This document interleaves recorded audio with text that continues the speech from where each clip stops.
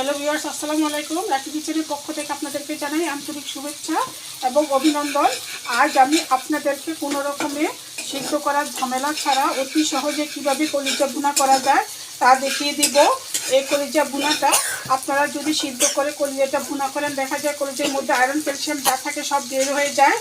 এটা খেয়ে কোনো লাভ নেই, কিন্তু আমি যেভাবে রান্না করব এইভাবে কোনো কিছুই লস হয় না, সব কিছুর মান অটুট থাকে। আজকে আমি আপনাদের সামনে তাই এই কলিজা ভুনাটা নিয়ে হাজির হলাম। কলিজা, আর এটাকে কি বলে, পেশা না জানি কি ফুসফুস বলে জানি না, সঠিক বলতে পারবো না আমি। কলিজা আর পেশা ভালো করে ধুয়ে ছোট ছোট সাইজ করে এভাবে কেটে নিয়েছি, ভালো করে ধুয়ে নিয়েছি। নিয়ে এখানে আমি এখন, অনেকে দেখে আপনারা কলিজা রান্না করতে গেলে সিদ্ধ করে রান্না করেন। কেন সিদ্ধ করলে তো কলিজার ভিতরে যে আপনার থাকে, আয়রন থাকে, ক্যালসিয়াম থাকে, এগুলো সব নষ্ট হয়ে যায়। এই জন্য আমি আজকে আপনাদেরকে সহজভাবে কীভাবে কলিজা সিদ্ধ না করা ঝামেলা থেকে বাঁচতে পারেন, এই জন্য এইভাবে সহজভাবে আপনাদেরকে কলিজাটা রান্না করে দেখাচ্ছি। এই যে দেখেন, এখানে আমি আদা বাটা দিয়ে দিচ্ছি টেবিল চামচে 3 চামচ পরিমাণে।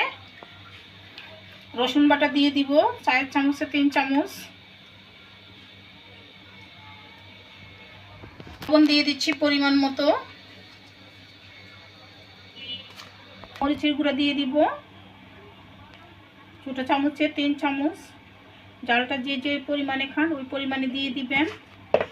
হলুদের গুঁড়া দিয়ে দিচ্ছি ছোটো চামচে 2 চামচ দিয়ে, আর হাফ মানে মোট 2.5 চামচ। ধনের গুঁড়া দিয়ে দিব ছোটো চামচে 2 চামচ দিয়ে, এখানে জিরার গুঁড়া দিয়ে দিচ্ছি আমি ছোটো চামচে 3 চামচ পরিমাণে।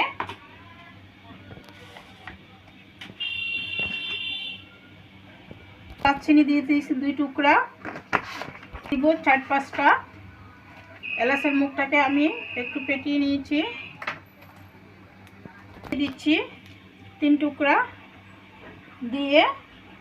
এখন আমি পেঁয়াজ কুচি দিয়ে দিচ্ছি 6 থেকে 7টা। ভালো করে আমি আবারও মেখে নিচ্ছি। রান্না করা রেগুলার সয়াবিন তেল দিয়ে দিচ্ছি পরিমাণ মতো। ভালো করে মেখে নিয়েছি। এখন এ পর্যায়ে আমি চুলাতে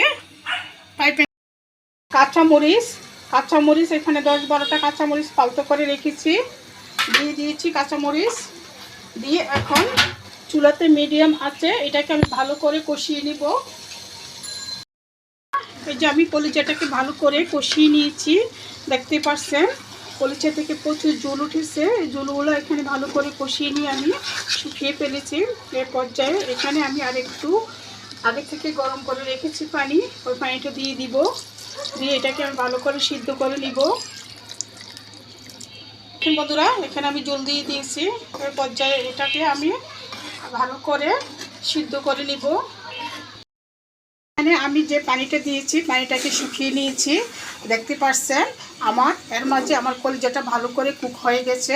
এ পর্যায়ে এখানে আমি চুলাতে একটা কড়াই বসিয়েছি, এখানে পরিমাণ মতো তেল দিয়ে দিয়েছি, দিয়ে এখানে পেঁয়াজ কুচি দিয়ে দিচ্ছি, দিয়ে পেঁয়াজটাকে একটু লাল লাল করে ভেজে নিব।